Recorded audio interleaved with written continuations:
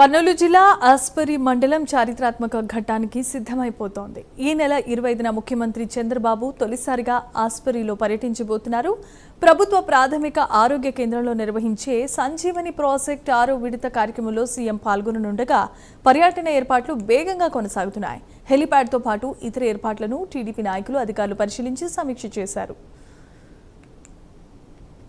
ముఖ్యమంత్రి నారా చంద్రబాబు నాయుడు గారు మొట్టమొదటిసారిగా ఆలూరు నియోజకవర్గానికి ఆస్పరి మండలం కేంద్రంలో పిహెచ్సి సంజీవిని ప్రోగ్రామ్ని పైలట్ ప్రాజెక్ట్ కింద లాంచ్ చేయడానికి మన ఆస్పరి మండలం పిహెచ్సికి రాబోతా ఉన్నారు. ముఖ్యంగా ఆ రోజు ప్రజా వేదిక దగ్గర దాదాపుగా 15,000 మంది పైన కూడా మన ప్రజలు కూడా వస్తూ ఉన్నారు. నాయకులు, కార్యకర్తలు ప్రతి ఒక్కరు కూడా వస్తూ ఉన్నారు.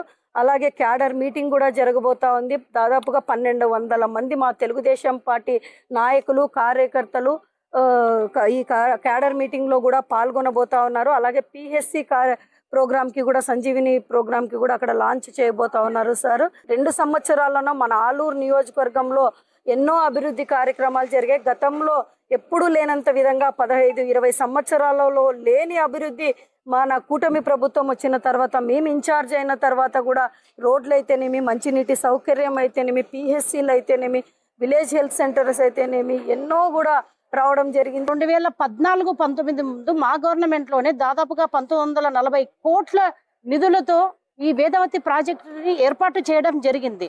కానీ జగన్మోహన్ రెడ్డి గారు గొడ్డల పార్టీ వాళ్ళు వచ్చిన వెంటనే ఈ ప్రాజెక్టులన్నిటిని కూడా పక్కన పెట్టేశారు.